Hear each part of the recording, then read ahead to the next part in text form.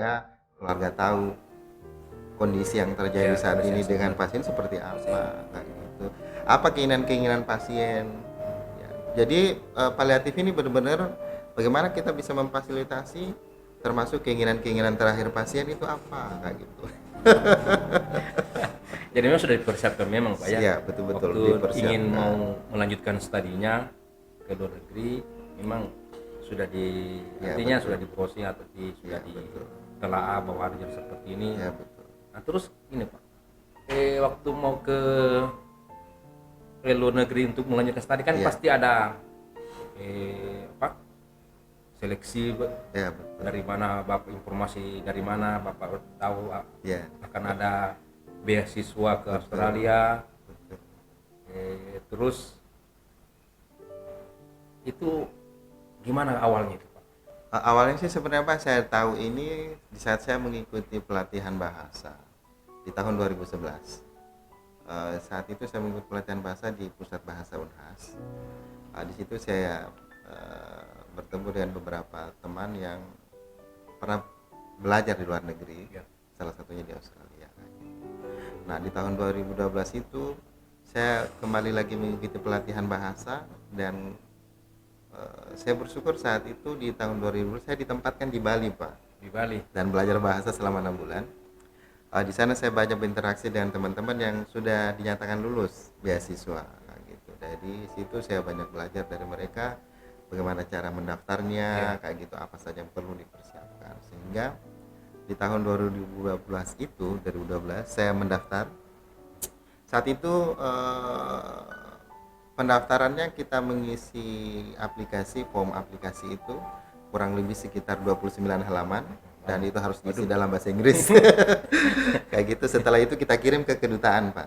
Jadi karena ini beasiswa yang disediakan oleh pemerintah Australia, maka perwakilan pemerintah itu di Indonesia ada di kedutaan seperti itu. Kedutaan Australia. Jadi ini beasiswa ini bukan dari pemerintah Indonesia, bukan pemerintah Indonesia, tapi pemerintah Australia langsung. Dari Australia langsung ya. Jadi tahun 2012 Oktober dapat kabar bahwa saat itu saya lagi dinas pagi di ICU, dapat kabar bahwa saya dapat kiriman surat dari kedutaan, dapat amplop kayak gitu. Tapi sebelum saya terima itu saya ingat pesannya teman saya. Nah, kalau dapat surat dari kedutaan, perhatikan ukuran amplopnya.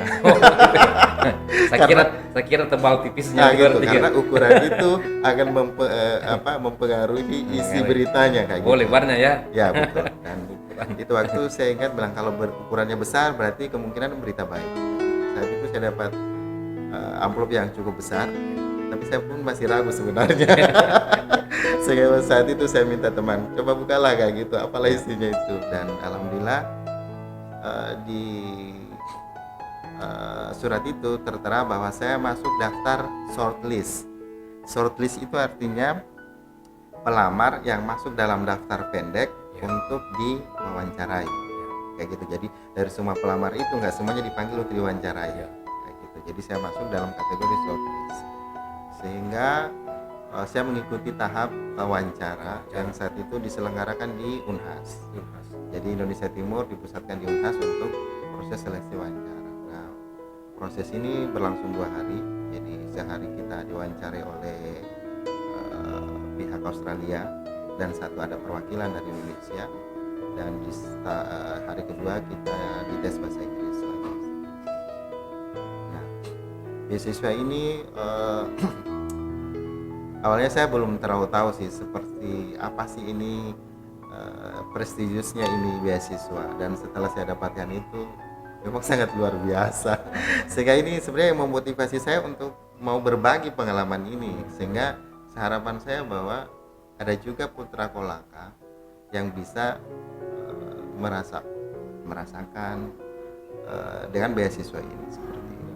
Jadi di tahun 2013 awal itu proses wawancara, pengumuman di bulan Februari, dan itu waktu saya dapat pesan lewat SMS Pak, selamat Anda dinyatakan lulus. Saya nggak percaya Pak, karena kita kan biasa dapat SMS tipu-tipu kan, kayak gitu. Kayak SMS togel gitu. Ya betul.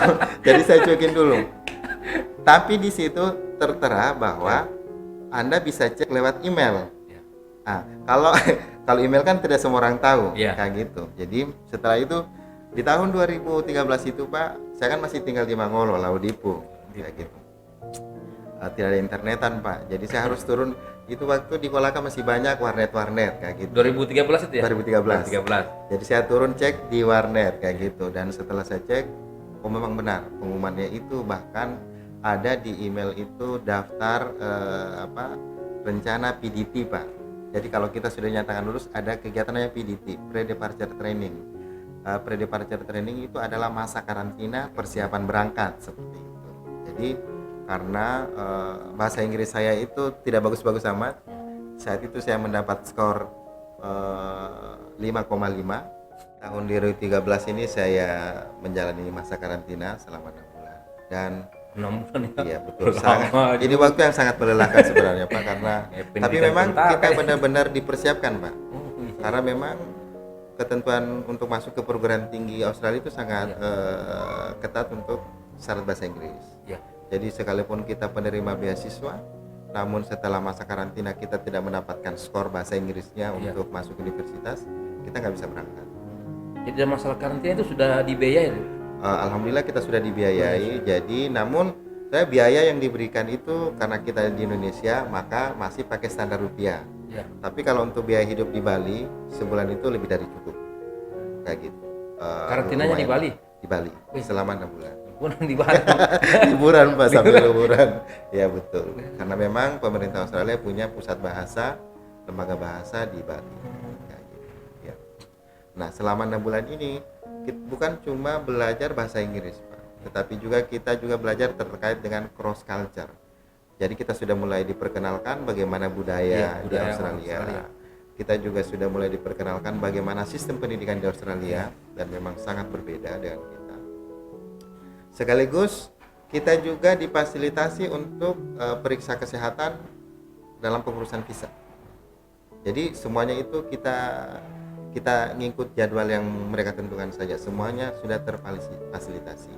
Bahkan ada satu momen di mana semua universitas di Australia diundang ke Bali untuk membuatkan kayak expo gitu, mempresentasikan mereka punya jurusan apa yang ada di sana. Sosialisasi. Iya betul. Dan hampir semua universitas di sana itu hadir melalui perwakilan mereka. Jadi waktu di karantina kemarin belum ada universitas yang dituju.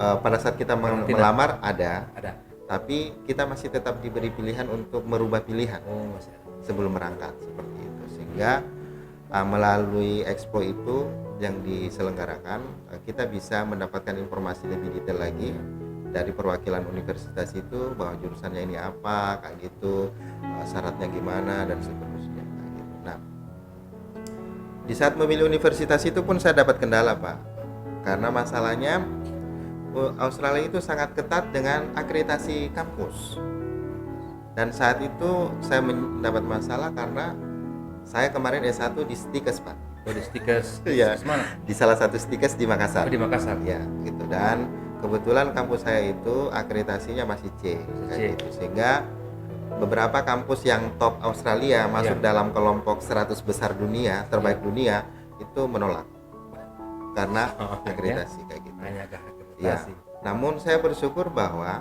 ada beberapa universitas yang mau menerima saya dengan catatan IPK harus di atas 3,5 kayak gitu, dan saya bersyukur bahwa syarat tambahan itu saya bisa penuhi sehingga saya bisa keterima di situ. Ya Pak. Gitu, karena mereka memang sangat ketat dalam aturan-aturan seperti itu.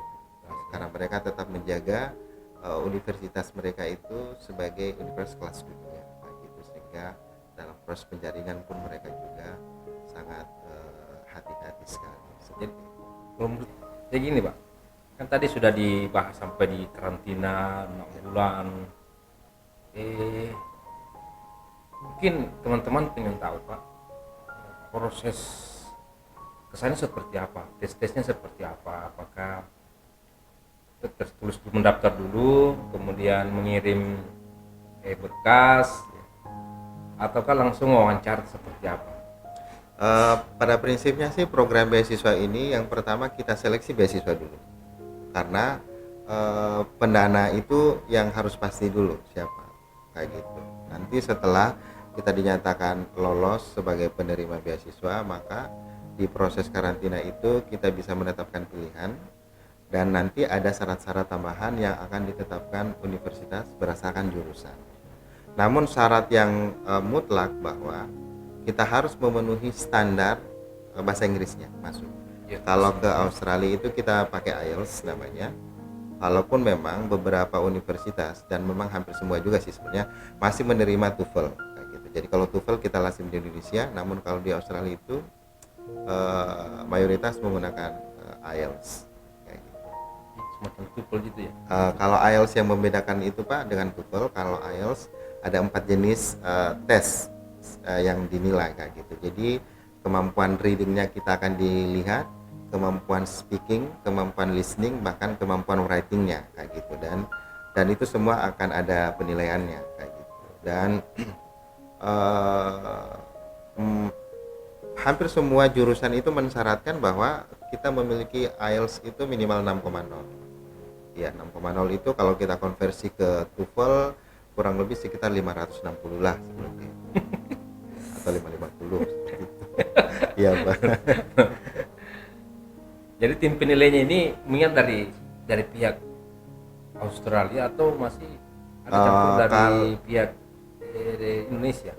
Kalau untuk seleksinya atau apanya nih Pak? Ya, proses seleksi. Seleksi kemarin itu ada perwakilan dari Australia. Biasanya itu beberapa profesor yang ditunjuk untuk mewawancarai kita.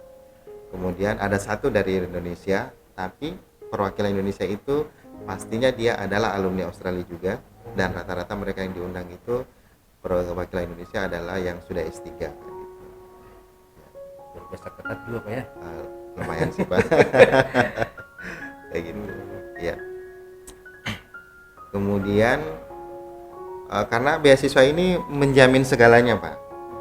Ya, jadi berbeda dengan beasiswa yang lain di beberapa negara menawarkan itu ya, dengan beasiswa yang kita mesti ada menambah sedikit. Kalau di Australia memang benar-benar tersedia, dan bahkan kita bisa bawa pulang Pak sebagian dari beasiswa itu.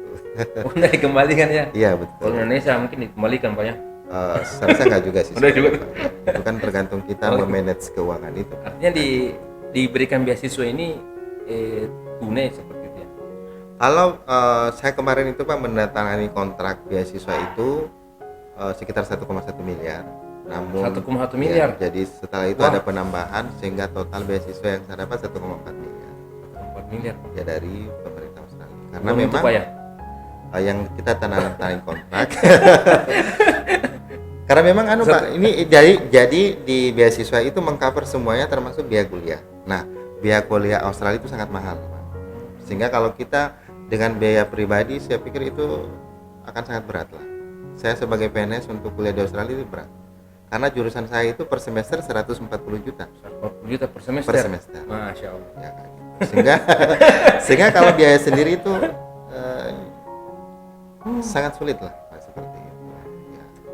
Namun beasiswa ini menyediakan menanggung itu, namun selain itu juga memberikan biaya hidup.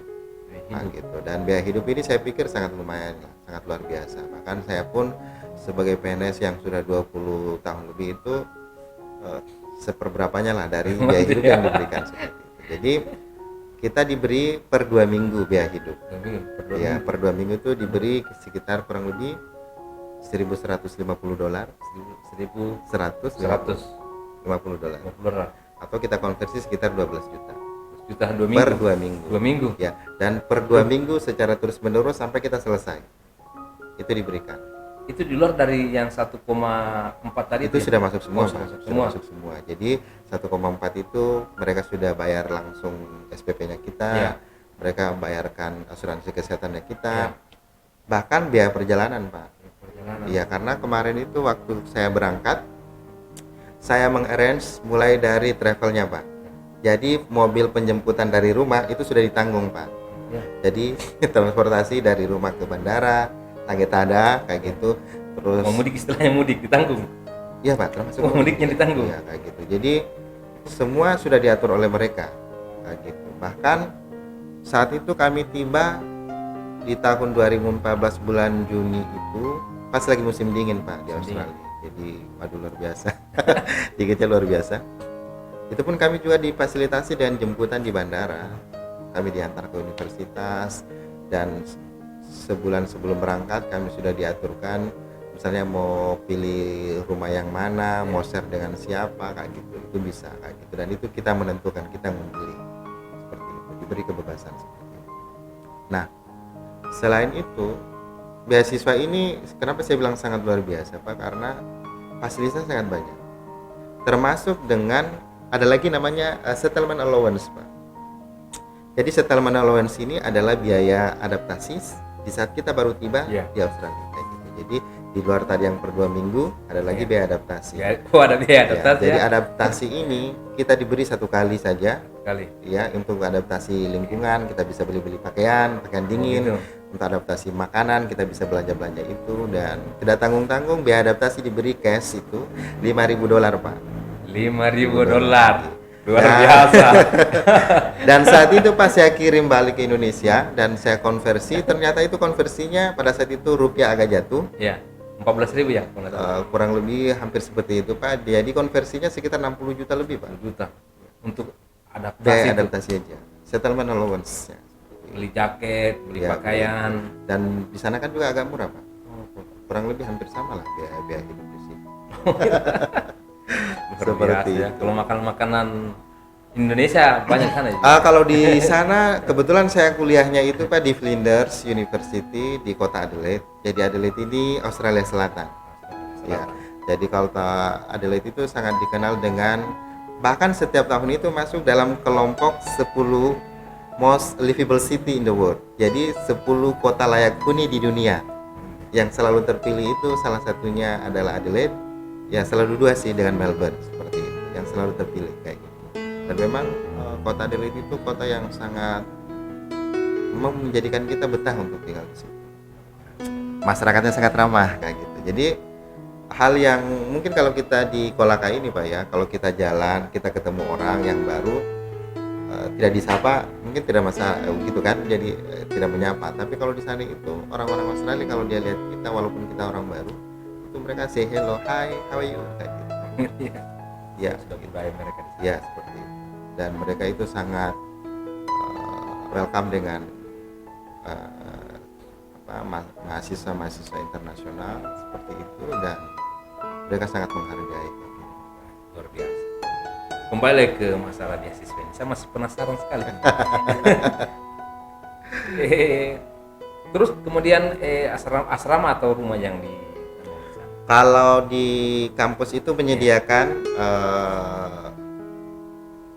living village namanya. Kita bisa memilih untuk tinggal di dalam kampus. Itu pun juga bervariasi jenis-jenisnya kayak gitu. Namun saya memilih untuk tidak tinggal di lingkungan kampus. Jadi saya tinggal di luar kampus. Jadi saya kalau di sana bilangnya flat, Pak. Flat. Jadi rumah kos-kosan yang 1 unit itu ada 2 kamar kayak gitu. Ada 2 kamar, di situ sudah ada juga dapur, ada ruang makan, ada ruang tamu kayak gitu, dan itu menjadi standar di Australia seperti itu.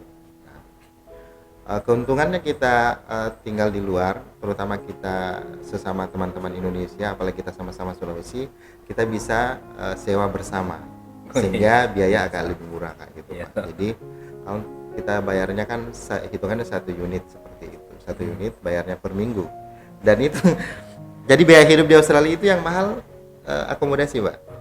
Karena kita bayarnya per minggu bukan per bulan kayak gitu. Jadi bayar per minggu sehingga untuk menekan biaya hidup kita bisa berbagi dengan teman. Jadi misalnya 1 unit kita bisa ada 2 atau lebih seperti itu, tergantung.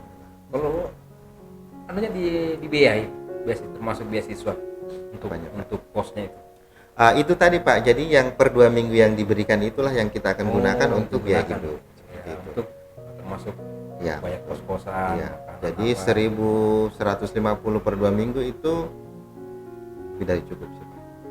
Karena kalau saya hitung-hitungan sih sebenarnya dalam seminggu itu pengeluaran saya itu sudah termasuk dengan biaya akomodasi, biaya makan, biaya transportasi, itu paling sekitar $300, sehingga sehingga sehingga dalam 2 minggu maksimal 500 lah seperti itu. Artinya saya masih bisa nyimpan sekitar $600. Luar biasa. Seperti itu ya. Ternyata memang sih kenakan. Memang kalau didengarkan luar biasa sekali bantuan beasiswa ini. Betul. Tapi untuk mau menuju ke sana ini tidak gampang juga. Ya, mungkin adalah dari Bapak mungkin disampaikan tips yang bagaimana apa yang perlu dipersiapkan untuk khususnya mungkin anak-anak siswa atau mungkin teman-teman yang satu yang mau melanjutkan S2-nya. Kalau untuk pemainnya SMA mau lanjut S1 ada juga ya dipersiapkan untuk beasiswa. Setahu saya untuk saat ini pemerintah Australia belum menyediakan. Namun saat ini pemerintah Indonesia sudah menyediakan beasiswa itu. Sehingga nanti kalau setelah S1 dia bisa mendaftar beasiswa S2 dari pemerintah Australia. Nah, kalau kita berbicara beasiswa Pak, ya ibaratnya sih kita memancing semakin besar yang kita pancing, umpannya juga harus semakin besar sih Pak. Jadi hal yang terbesar yang pertama itu adalah motivasi dulu Pak. Karena itu yang membuat kita bersemangat. Sehingga saya pikir bahwa kita harus punya cita-cita. Karena cita-cita itu yang membuat kita bersemangat kayak gitu. Sehingga terkadang sih biasa dibilang tapi kita akan menghadapi banyak halangan dan tantangan, ya itu pasti dan itu alamiah sih. Jadi kalau saya sih tipsnya bahwa pertama kita harus punya cita-cita. Semakin besar hambatan tantangan kita hadapi, maka makin perbesarlah itu cita-cita itu.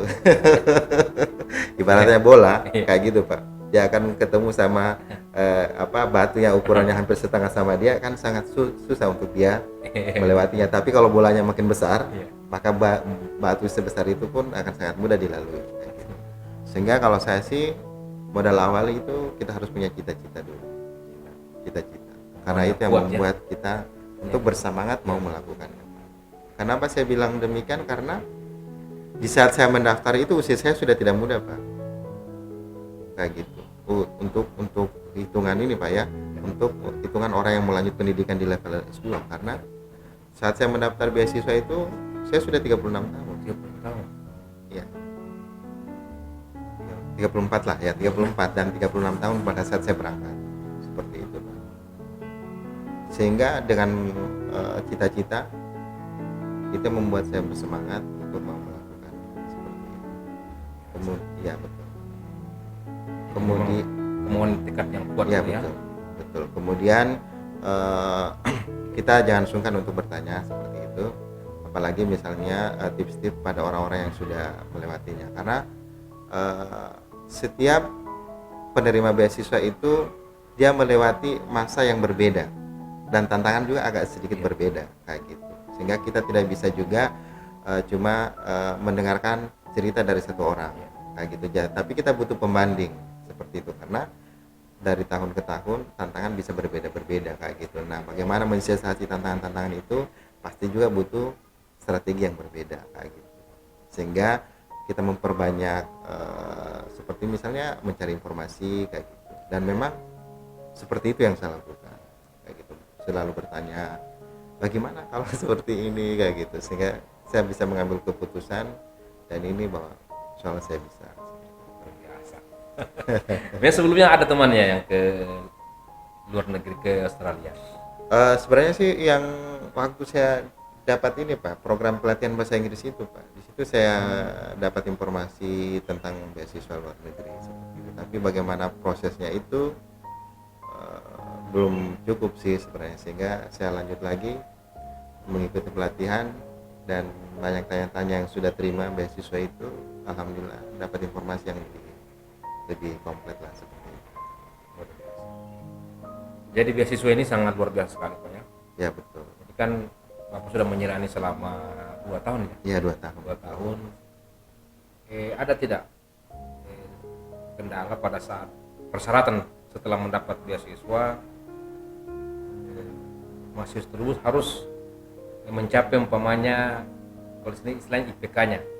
Oh gitu. Apakah itu berpengaruh umpamanya kita sudah jalan satu semester kuliah tapi studi kita artinya di bawah standar lah, atau mungkin ada yang bermasalah di salah satu mata kuliah, apakah itu berpengaruh di penerimaan beasiswa? Kalau Australia itu negara yang tidak terlalu membebani penerima beasiswa dengan mematok standar IPK, Pak. Kayak gitu. Karena mereka sudah punya standar-standar khusus bahwa ini standar minimum kompetensi yang harus dicapai. Jadi tidak mesti dan tidak semuanya itu semua terkuantifikasi dengan nilai, tetapi mereka menetapkannya itu dengan standar-standar minimum kompetensi, sehingga seseorang apabila sudah mencapai standar kompetensi itu ya sudah layak. Ya seperti itu, karena itu yang akan dituntut dalam dunia kerja. Kompetensi apa yang dimiliki, kamu mampu apa setelah menyelesaikan pendidikan ini, dan itu yang menjadi standar ukuran keberhasilan, Pak, kalau di Australia. Jadi IPK bukan menjadi hal yang mutlak. Ya.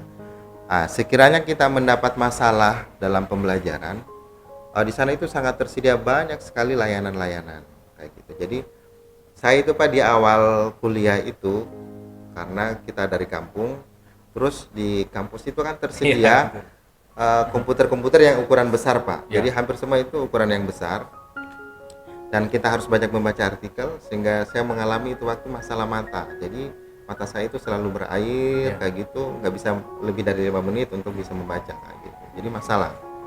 Namun saya bersyukur bahwa di kampus itu menyediakan fasilitas. Jadi kebetulan di kampus saya itu punya rumah sakit juga, bahkan rumah sakitnya rumah sakit rujukan kayak gitu. Bahkan juga ada bahkan optik rujukan juga, karena di kampus saya itu ada memang sekolah khusus untuk level S1 dan S2 optik itu. Jadi kita bisa konsultasi, periksa kayak gitu. Bahkan kita bisa minta rekomendasi dari konsultan disabilitas, Pak, kayak gitu. Jadi misalnya itu waktu saya sempat konsultasi juga kayak gitu, sehingga diberikan rekomendasi dari konsultan itu yang ditujukan ke ketua prodi, ketua jurusan, bahkan ke dosen yang bersangkutan penanggung jawab mata kuliah, bahwa mahasiswa bersangkutan mohon dipertimbangkan untuk memberikan keringanan, memperpanjang masa pengumpulan tugas. Seperti itu. Ya. Jadi di sana itu betul-betul kita terfasilitasi.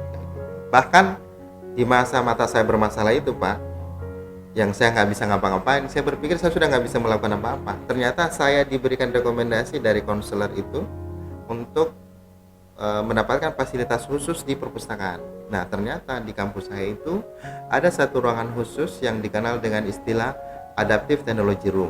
Nah, ternyata di Adaptive Technology Room itu, di mana komputernya itu, Pak, dia membantu untuk membacakan artikel yang kita mau dan mengetikkan apa yang kita sampaikan. Seperti itu, Pak. Dan saya itu membayangkan bahwa seperti di film-film ini. Itu di 2014 itu. 2014. Fasilitas itu sudah ada, Pak. Jadi misalnya kalau kita nggak bisa membaca, komputer yang bacakan kita tinggal dengarkan saja. Lalu untuk mengetik kita tinggal ngomong saja, komputer yang ketikkan, seperti itu. Luar biasa. Ya, Pak. Dan memang kalau berbicara teknologi, memang mereka sudah sangat maju. Dan satu hal yang berkesan bagi saya sih di sana itu, kepedulian mereka terhadap semua mahasiswa sangat tinggi, termasuk mahasiswa yang mengalami masalah fisik. Kalau kita bilang di sini cacat fisik, disabilitas itu tersedia semua, Pak, fasilitasnya kayak gitu. Bahkan jalur khusus untuk kursi roda pun itu dibuatkan khusus kayak gitu. Jadi misalnya kalau ada tangga-tangga, maka dibikinkan jalur yang meliuk-liuk untuk sampai ke atas kayak gitu. Ya, jadi di sana benar. Jadi di sana itu mahasiswa tidak ada alasan bahwa dia mengalami masalah fisik untuk semuanya disediakan fasilitas. Dan mereka sangat peduli terkait dengan itu. Pemerintah kan fasilitas yang diberikan oleh negara itu memang sangat luar biasa sekali. Dan yang membuat kenapa mereka sangat peduli, karena itu memang sudah tertuang dalam undang-undang.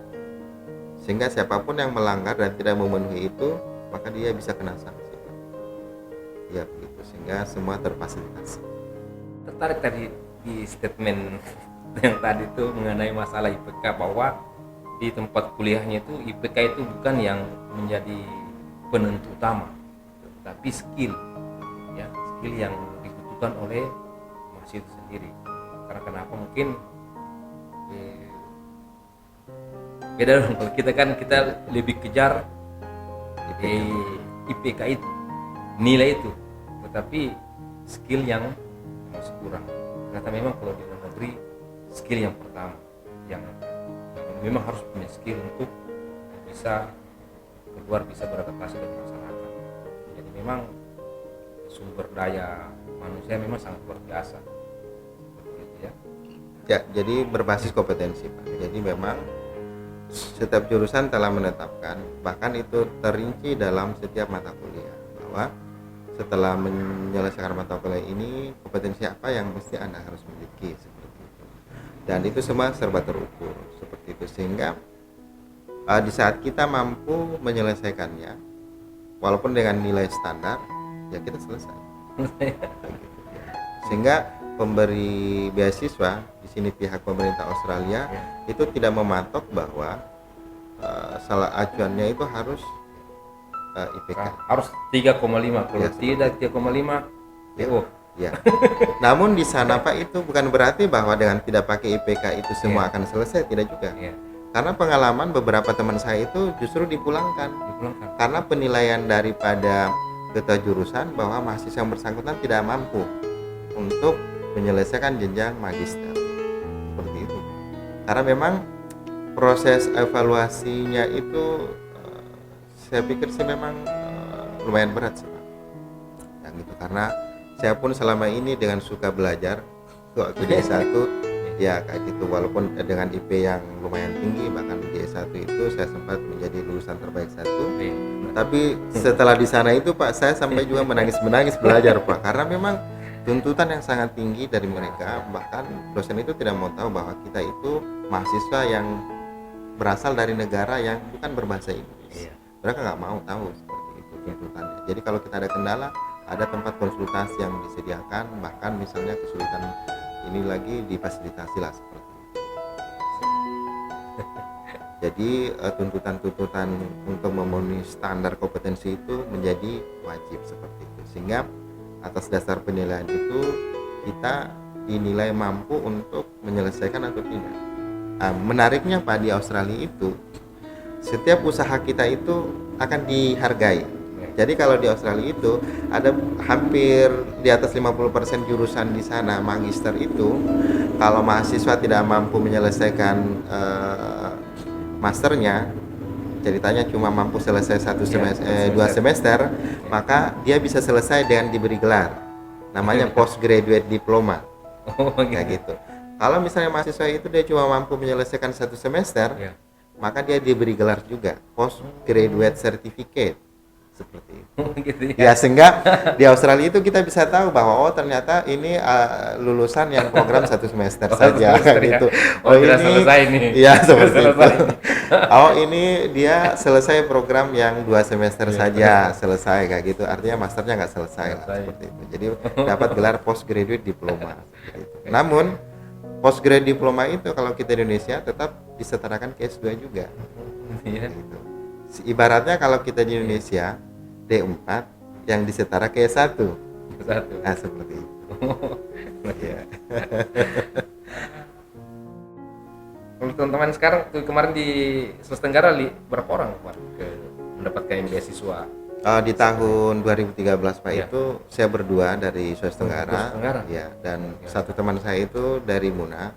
Saya juga tidak pernah ketemu setelah selesai seleksi, karena kita juga masa karantina berbeda, universitas juga berbeda, dengan jurusan berbeda. Informasi yang saya dapat bahwa beliau itu background ekonomi dan memilih kuliah di negara bagian yang lain. Saya dengarnya di Melbourne sih seperti itu, sehingga tidak ada komunikasi. Namun di tahun 2015 ada salah satu dari Sulawesi Tenggara juga lolos. Beliau adalah guru bahasa Inggris dari salah satu kecamatan yang agak terpencil lah itu. Masuk kalau kita jalur Sampara itu masuk ke arah Konawe Utara itu gitu ya. Bondoala. Ya. Ya, saya ingat. Beliau itu guru bahasa Inggris di SMA Negeri 1 Bondoala. Namanya Pak Pilih Hasan. Ya. Dia kemarin dia melanjutkan studinya ke Australia. Ke Australia kebetulan mengambil di kampus yang sama dengan saya. Ya, jadi beliau kemarin ngambil Master Education. Luar biasa sekali perbincangan kita hari ini. Ya, Pak. Mungkin nanti setelah ini kita akan mungkin kalau ada waktu, karena kalau kita mau bahas tentang perjalanan Bapak di sana, betul Pak. Bagaimana situasi pembelajaran, bagaimana masyarakat di sana, kayak gitu. Kemudian bagaimana kita orang Indonesia, terkhusus kita orang Kolaka beradaptasi dengan cuaca yang ekstrim. Australia dengan 4 musim Pak, jadi musim panas, musim dingin, musim semi, musim gugur kayak gitu. Jadi, saya kira cuma 2, musim panas dan musim dingin. Atau musim hujan, musim Indonesia Pak. Ya mungkin kalau ada waktu, karena kalau kita bahas di sini dan waktu sekarang mungkin waktunya tidak sampai. Oh iya. Ya, mungkin di segmen selanjutnya mungkin kami masih minta kesediaannya mungkin berbagi pengalaman. Situasi di sana. Jadi hari ini kita akan tadi sudah bahas tentang proses beasiswa itu bagaimana, proses perjalanannya mendapat beasiswa sampai hanya 5 orang ya Pak ya di jurusannya. Untuk saat ini kami baru 5 orang. 5 orang, luar biasa sekali di Indonesia. Ya semoga saja ada anak-anak Kolaka lagi. Ya semoga Pak, amin. Yang bisa melanjutkan studinya di Australia maupun di luar negeri dengan beasiswa. Betul Pak. Kalau saya dengar tadi beasiswanya sangat luar biasa sekali. Betul. Jadi mungkin mahasiswa tidak perlu lagi memikirkan biaya. Betul. Jadi mereka fokus untuk bagaimana belajar. Betul. Jadi mereka tidak terganggu mau diusir sama ibu kosnya, mau makan malam sebentar pakai apa. Jadi mereka memang fokus untuk belajar. Betul. Seperti itu. Jadi mungkin untuk saat ini kita akhiri dulu. Ya, terima kasih. Terima kasih banyak sekali. Mudah-mudahan teman-teman para pecinta channel Semansa Kolaka bisa, mungkin ada yang mau mengikuti jejak beliau melanjutkan studinya ke Australia dengan program beasiswa. Oke. Para pecinta podcast SMA 1 Kolaka, demikian bincang-bincang saya dengan Pak Yodan, salah seorang alumnus Australia. Beliau ini sekarang sebagai dosen Akper ya, dosen Prodi Keperawatan di Universitas 11 November. Semoga apa yang beliau sampaikan hari ini bisa menginspirasi, karena apa yang beliau sampaikan tadi itu memang sangat menginspirasi buat kita semua, termasuk saya Pak. Ya. Jadi mohon maaf bila ada kata yang salah, dan terima kasih atas dukungan semuanya. Tetap pantau terus channel SMA 1 Kolaka dengan cara like, subscribe, dan komen. Terima kasih. Assalamualaikum warahmatullahi wabarakatuh. Waalaikumsalam warahmatullahi wabarakatuh.